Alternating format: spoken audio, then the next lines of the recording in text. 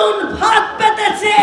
সেই ফাঁদ হচ্ছে পিআর সিস্টেমে নির্বাচন, যে নির্বাচনে বিদেশি পরশক্তি, প্রভাবশালী বৈদেশিক শক্তিরা আমাদের ছোট খাটো আতিপাতি রাজনৈতিক দল তাদের উপর ভর করে সংসদে ঢুকেছে, বাংলাদেশের নিরাপত্তাহীনতায় ভোগাতে চায়।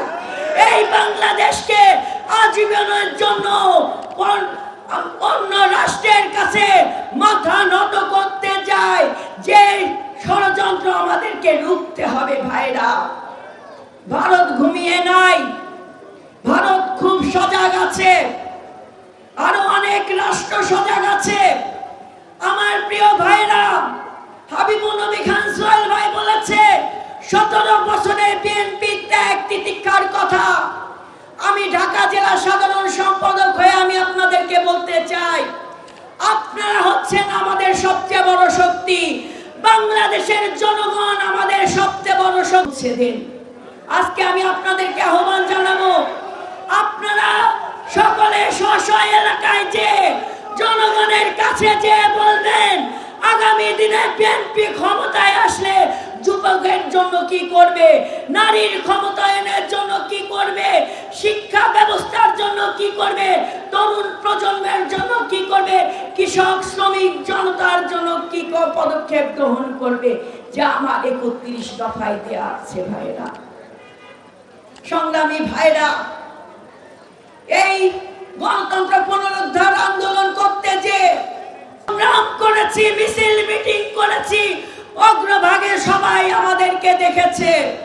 কেন হেঁটেছি, কেন চলেছি?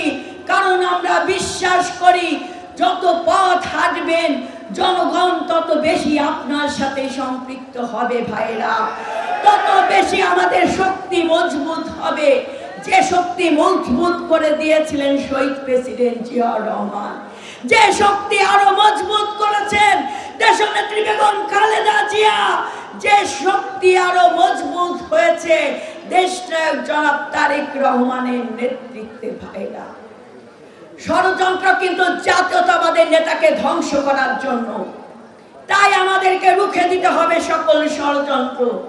আমাদের ঐক্যবদ্ধ থাকতে হবে। তাই নির্বাচন যত দ্রুত সম্ভব, নির্বাচনের দাবি নয়, এটা আমাদেরকে আদায় করে নিতে হবে। এটা আমাদেরকে আদায় করে নিতে হবে, কারণ জনগণের ভাগ্য নিয়ে আর কোনো ছিনিমিনি খেলতে দেব না কোনো গোষ্ঠীকে আমরা। ভাইরা,